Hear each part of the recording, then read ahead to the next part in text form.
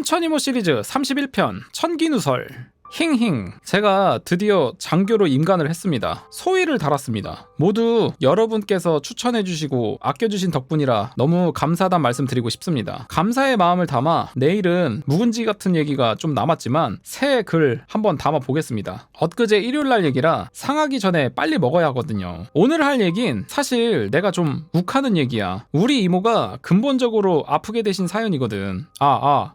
마이크 테스트. 욕할 준비 좀 하고 얘기 시작할게. 남의 운명을 엿볼 수 있는 사람들에겐 거기에 따른 제약도 있어. 그건 목숨이 걸린 일. 그것도 조심하고 삼가해서 운명을 피해갈 수 있을 때가 아닌 꼭 죽어야만 하는 경우도 있어. 그런 때는 아무리 그 일을 알고 있는 무속인도 스님도 참견해서는 안 되는 거야. 그걸 발설해서 어긋나게 되면 소위 말하는 천벌, 신벌이라고 부르는 천기누설의 벌을 받아. 근데 이 죄를 우리 이모가 받으셨어. 사연은 이래. 오늘의 말썽의 주인공은 구렁이 편에 나왔던 말썽 2인조야. 정확히는 그 동생놈, 나랑 동갑이야. 이 2인조는 매년 명절 때면 꼬박꼬박 아버지, 어머니랑 이모에게 인사를 하러 와. 작년 설날쯤에도 세배를 왔고 나도 세배를 갔었기에 마주치게 되었지. 용달이라도 불러야 할 만큼 뭘 그리 꾸역꾸역 많이 선물을 쌓았는지 기사 아저씨가 불쌍했어. 어릴 때부터 잘 알던 사이라 반갑게 인사를 했어. 그런데 세배를 하는데 이모의 안색이 어두운 거야. 난 이모에 대해선 이 세상 누구보다 잘 안다고 자부를 하는 사람인데 그건 이모의 새로운 모습이셨어. 왜 저러시지 했거든. 이모가 그렇게 얼굴에 근심 걱정이 나타나신 적이 없었어. 이 세상 만사 다 순리대로 흘러간다고 생각하시는 분이라서. 그러다 보니 자꾸 이모 눈치를 보게 되었는데 어느 순간 깨달았지.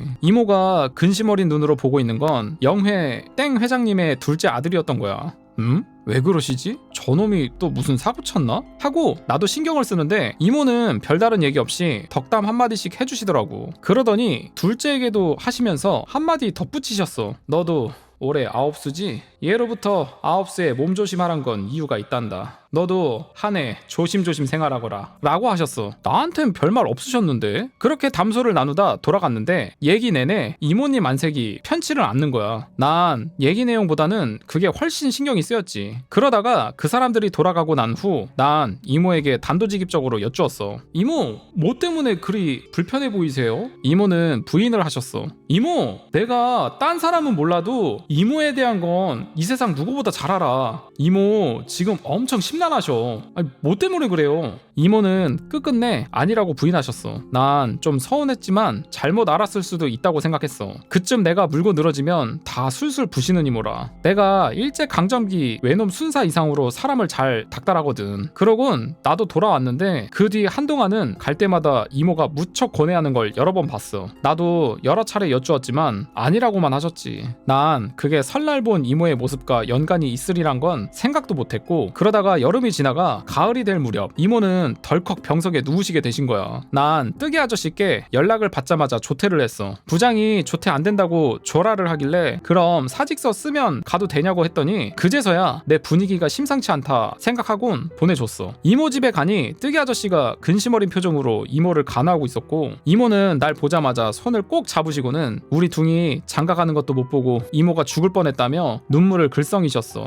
이모가 눈물이라니. 난 이모가 눈물 짓는 것을 평생 그때 처음 봤어. 뜨개 아저씨께 왜 이러고 있느냐며 당장 병원 가시자고 내게 업혀달라고 했는데 뜨개 아저씨가 고개를 절레절레 흔드시는 거야. 그리고 말씀하시길 천기누설에서 받은 신병이라 병원 가도 소용이 없다 하시더라고. 난 이놈의 신할배가 너무 오래 존재하셔서 노망나 미친 거 아니냐며 이모가 지금 무당되신 지 몇 년 차 고참이신데 신병 따위를 내리냐고 방방 뛰었어.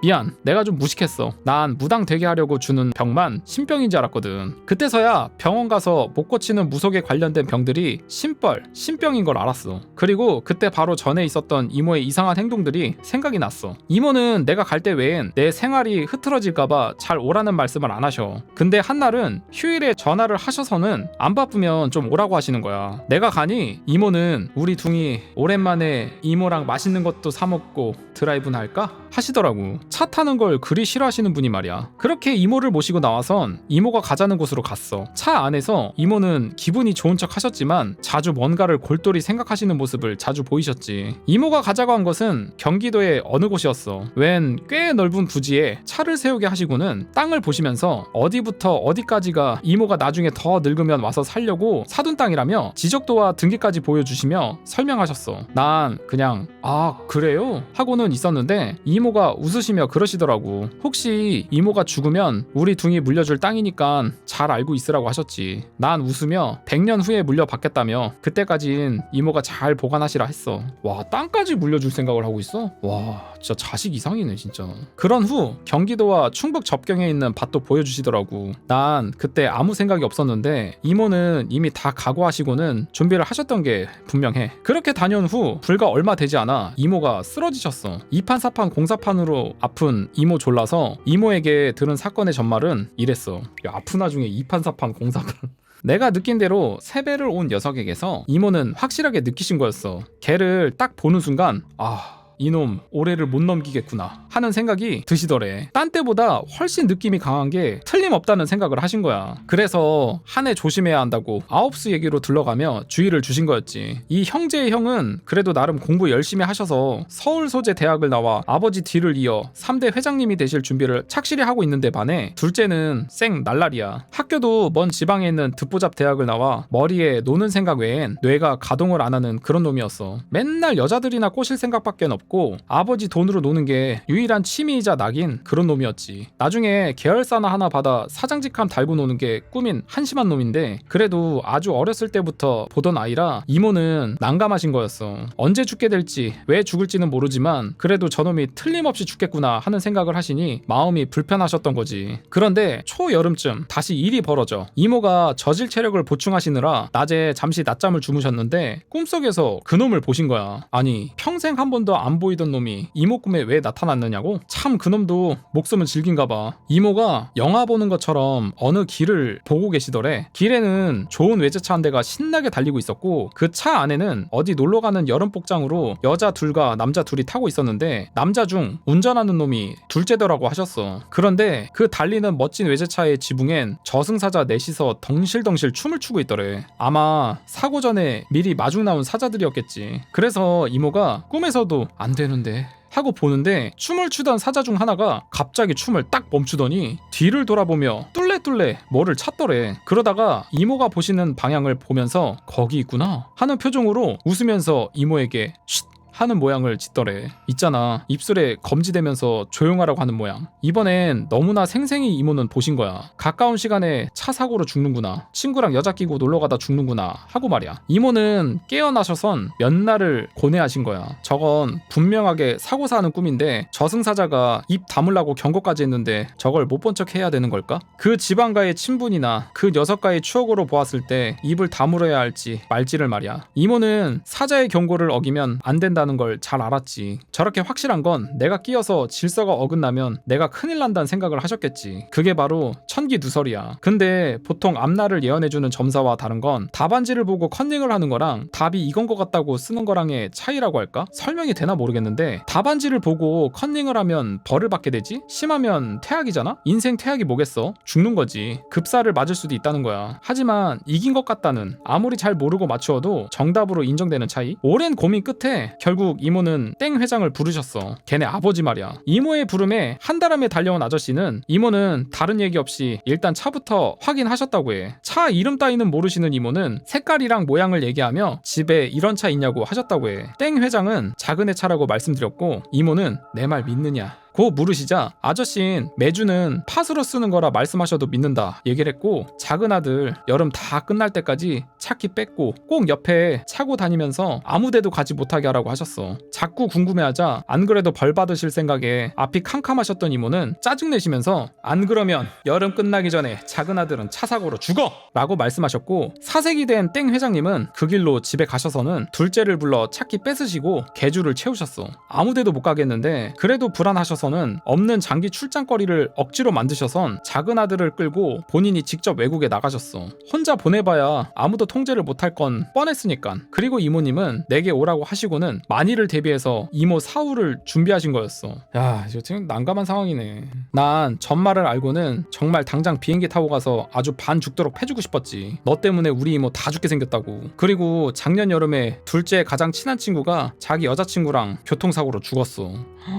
여자친구 친구도 하나 태우고 놀러 가다가 나중에 땡 회장집 사람들이랑 본인조차 이구동성으로 만약 한국에 있었으면 그 차에 틀림없이 같이 타고 있었을 거래. 차만 둘째 차에서 그 친구 차로 바뀐 거였지. 이모는 그렇게 병석에 누우시더니 몇 달 고생하셨어. 그래도 이 정도로 끝난 게 어디냐고 다행이라고만 하셨는데 신할배께도 엄청 혼나시고 네가 뻔히 아는 년이 죽고 싶어서 조그만 재주로 하늘의 일에 끼어드느냐고. 그래도 할배가 엄청 손쓰고 다니셨을 거야. 이모도 지은 죄에 비해 처벌이 너무 가벼웠다고 하셨으니까. 근데 신벌 받고 자리 털고 일어나실 쯤 이번엔 세상의 병이 찾아왔어. 우리 이모 엄청 저질 육신이라고 했잖아. 몇 달 누워 계시는 바람에 진짜 아파지신 거지. 가중처벌 받으신 꼴이 되었어. 그래서 이 더운 여름까지 자리에 누워 쌩 고생 중이시지. 그나마 조그마한 보람이라면 이 날라리 깡통이 이모가 앉혀 놓으시고 넌 살얼음판에 서 있는 거라고. 이번은 피했지만 언제 다시 네 목숨 걷어가려 할지 모르니 그때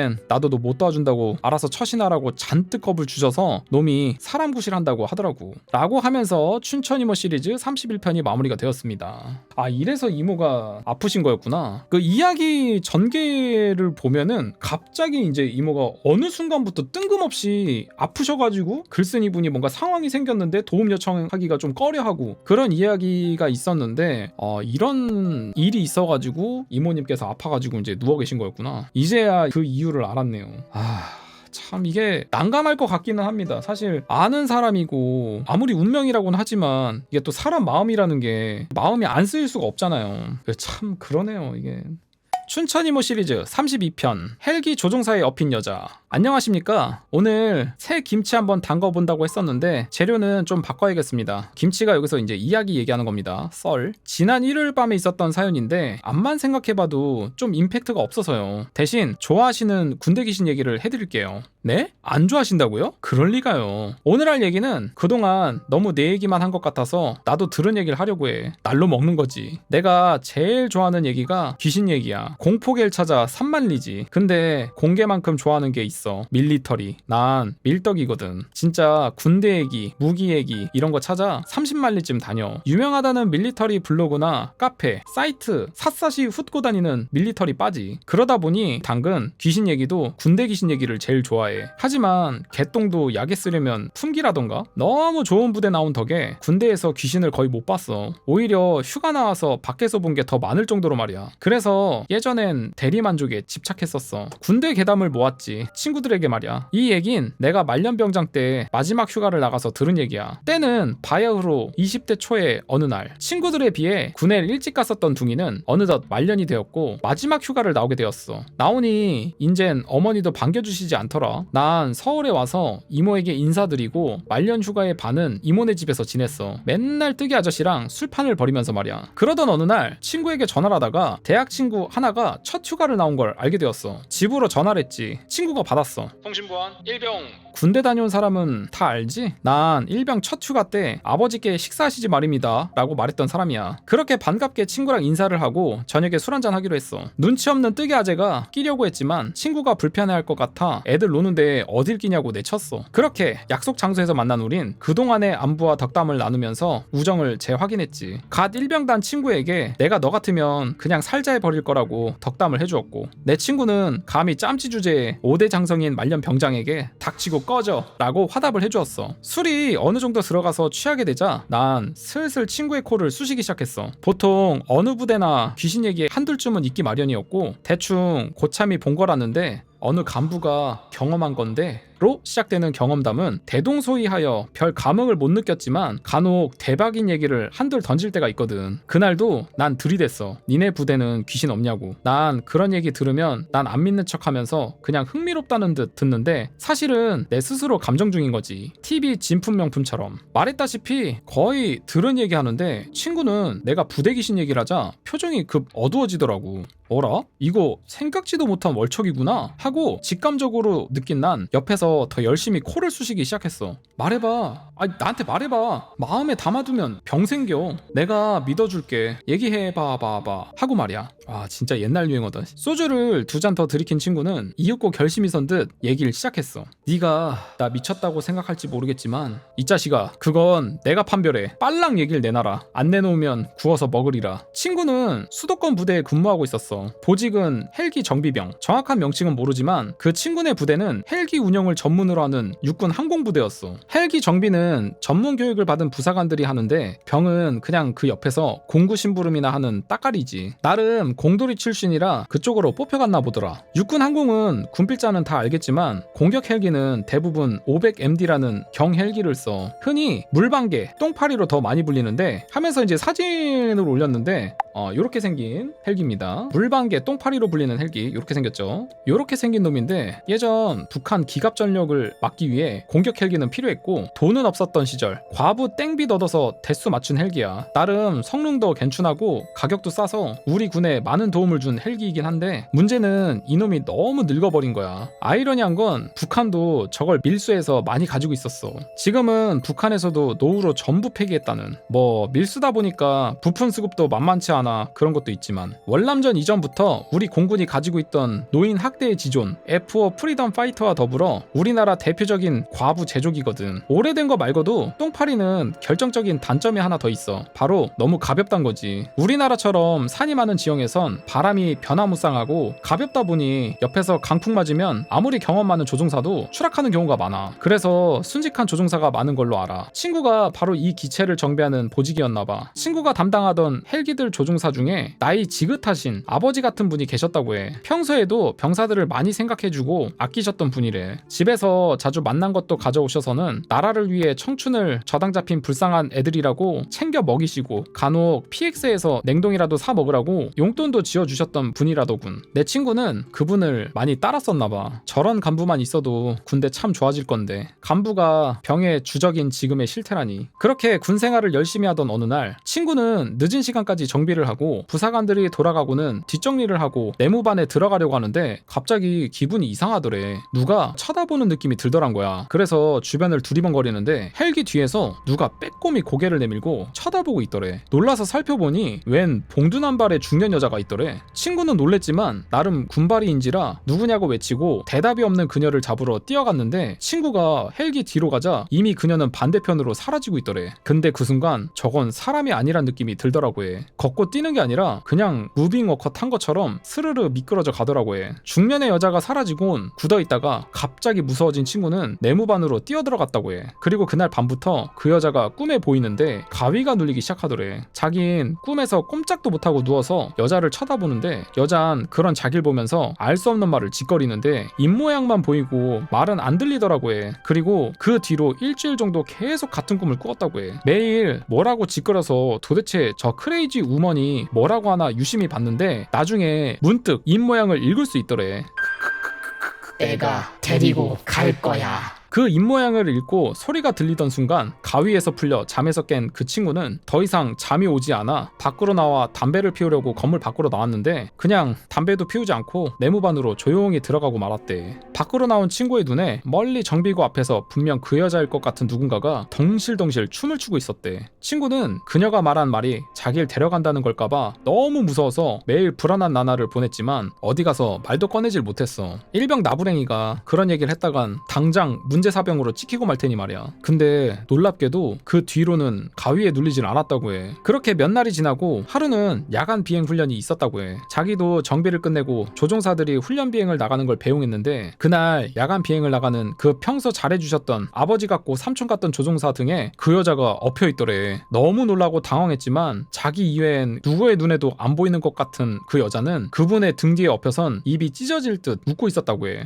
아하... 이게 뭐 일반 사람인데 뭐 보인다고 해가지고 뭐 간부님 가는 거 막을 수도 없고 이거 참 지켜볼 수밖에 없는 상황일 것 같긴 해요. 친구는 너무 불길했지만 훈련을 말릴 힘도 구실도 없었으니 그냥 그걸 지켜봐야 했는데 그걸 아는지 그 여자 귀신은 친구를 비웃기라도 하듯 등에 엎여선 친구에게 손까지 흔들었다고 해. 그렇게 야간 훈련이 시작되었는데 친구는 제발 무사히 훈련이 끝나기만 빌었는데 헬기가 떠난 후 30분쯤 후에 갑자기 통제실이 소란스러워졌다고 해. 갑자기 헬기와 교신이 끊어져 버린 거였어. 비상 착륙을 했을까 일말의 기대도 했는데 교신이 끊어진 헬기는 다음날 수색작전으로 추락한 채 발견이 되었고 그분과 부조종사 2명 모두 사망하고 말았다더라고. 조사 결과는 갑자기 불어닥친 돌풍에 휩싸여 추락한 걸로 났다던데 내 친구는 자기가 죽게 되는 건 아니었기에 안심을 하면서도 자신에게 왜 그런 게 찾아왔는지 모르겠다며 그분이 생각난다며 자책감이 많이 든다며 술 취해 울던 모습이 너무 가엾더라고 하면서 춘천이모 시리즈 32편이 마무리가 되었습니다. 야... 아니 이게 참 처음부터 영안이 있던 것도 아니고 그냥 군대 들어가가지고 본인이 하는 그 맡은 바 임무를 하고 있는 와중에 갑자기 귀신이 보였고 그 귀신이 왠지는 모르겠는데 그 사람을 가위를 눌렀고 하필이면 또 아버지처럼 따랐던 그 간부가 이제 훈련을 나가는데 그 등 뒤에서 그렇게 붙어가지고 나갔다고 하는데 뭘까요 도대체? 아 좀 안타까운 사연이라고 해야 되나요? 뭐가 보여도 막을 수 있는 힘도 없고 그렇기 때문에 그냥 어쩔 수 없었던 것 같습니다.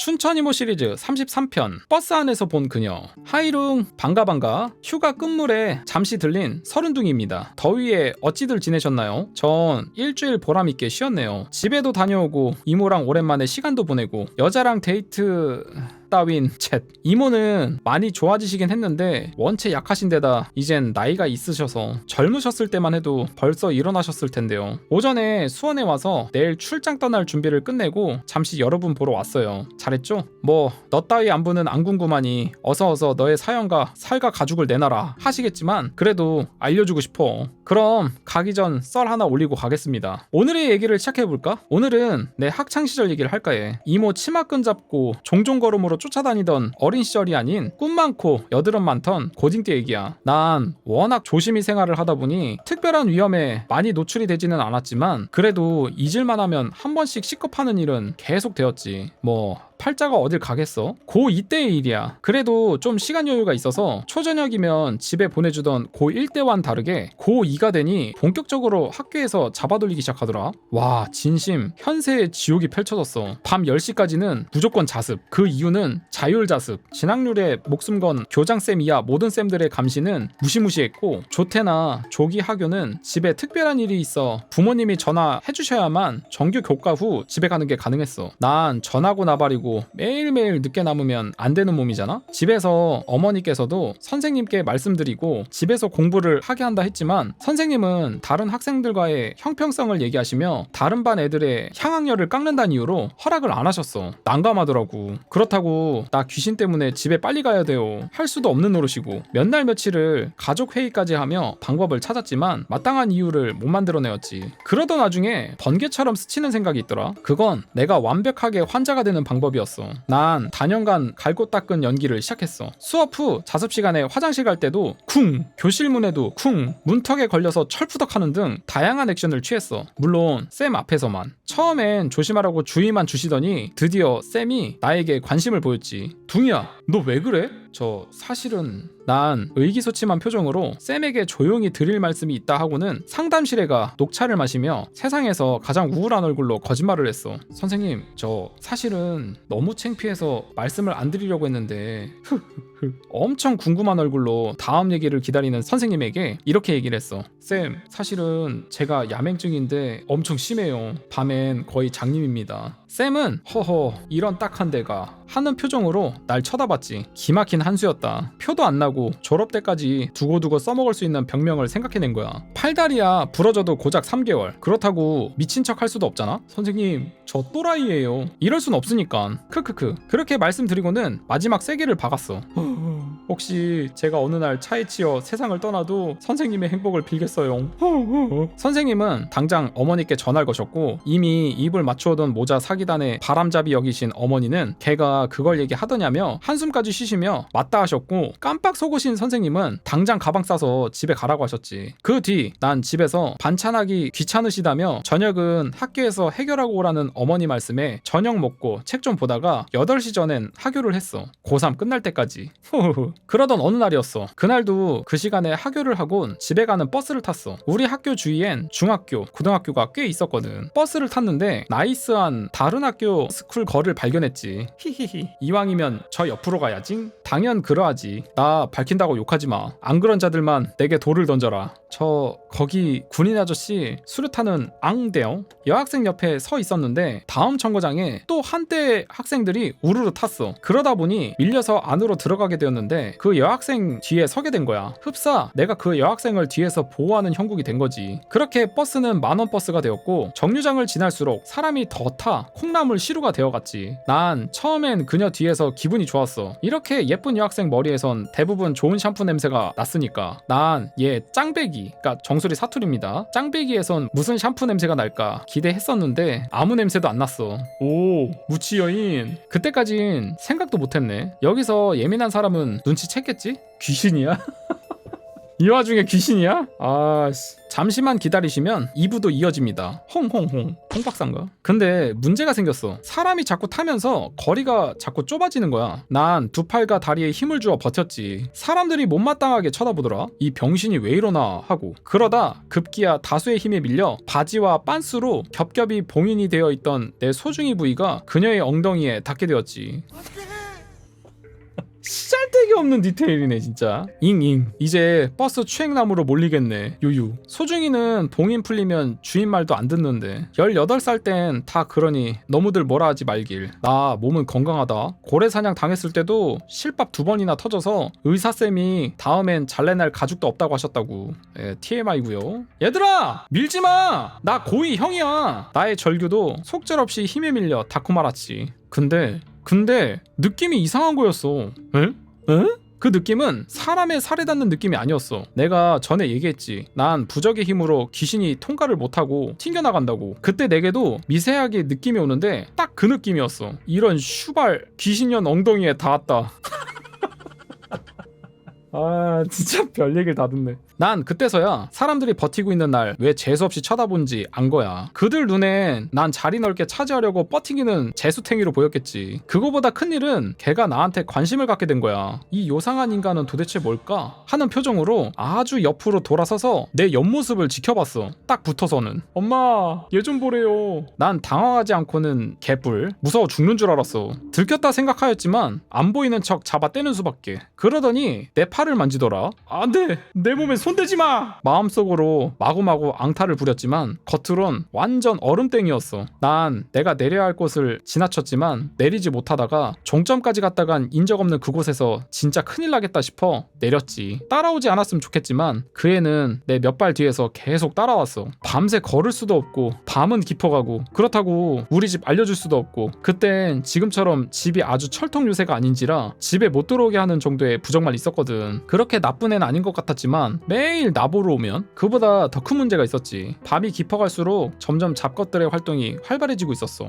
그중엔 분명 악기도 많을 건데 여 곱비리 귀신이 졸졸 따라다니는 난 분명 그것들의 주목을 끌게 될 거잖아? 그때 후회 참 많이 했다. 이모한테 지역사회에 방공호 대줄 수 있는 피난처 좀 알아둘 걸 하고. 그렇게 걷는데 그 동네 몇몇 당집을 마주쳤어. 근데 도움 좀 청하려 해도 어떤 데는 아주 기운이 조금 더 안 느껴지는 사이비 집이고 어떤 데는 무슨 신을 잘못 받아 잡기를 받았는지 기운이 사악해 보이고 그런 곳은 호랑이 굴이지. 들어갔다가는 덜덜. 그러다 한 집을 딱 마주쳤는데 우리 이모나 무녀시대가 접신할 때 느낌이랑 흡사한 느낌이 나는 거야. 근처에 할매나 할배 신령님이 계신 게 분명한데 그 집 외엔 딴 집이 안 보이더라고. 난 쫓아가 초인종을 눌러댔지. 사람 살려! 둥이 좀 살려주세요! 그 아이는 뒤에서 그냥 쳐다보고 있었어. 잠시 후 인기척이 나고 사람이 나왔어. 우리 이모보다는 좀 좀 많이 어려배는 보살님이었어. 나오시자마자 날 보시더니 뒤에 여고생 영혼을 보시더라고. 보이는 게 틀림없었어. 난 이제 살았다 하고 안도의 한숨을 쉬었고, 그분은 날 보시고는 묻지도 따지지도 않고 들어가서 있으라 하셨지. 그리고 한 10여 분 후에 들어오셔서는 보냈다고 하시더라. 난 쫓아보낸 거냐고 물었는데 그냥 지 가야 될 길로 보냈다고 하셨어. 놀라게 해서 미안하다고 전해주라고 했다며 해칠 마음은 없었다고 신기해서 따라온 거라고 하더라고. 그분도 외로워서 그런 거니 너무 미워하지 말라 하셨지. 나도 그건 아는데 너무 무서웠다고 했어. 그러고 너 참 묘하긴 진짜 묘하다고 하셔서 내가 살아온 얘기며 이모 얘기며 무녀시대 얘기 다 했더니 그분도 이모를 잘 아시더라고. 친하지는 않아도 업계 동료로 말이야. 시간이 늦었다며 그분은 날 안전하게 집에까지 데려다 주셨고, 그 뒤 대학 입학으로 서울 올라갈 때까지 시간 있을 때 인사드리러 가고 그랬어. 그때 그 여학생의 영혼이 잘 지냈으면 좋겠다. 오늘 얘기는 쓰고 보니 별 임팩트는 없네요. 크크 하면서 춘천이모 시리즈 33편이 마무리가 되었습니다. 뭐 TMI 정보도 있었고 다행히 악귀는 아니고 호기심 당기는 사람이 있어서 그냥 한번 따라온 귀신이었네. 저 여학생 귀신은 또 무슨 사연이 그렇게 있어서 그 버스에 타가지고 그렇게 떠들고 있었대.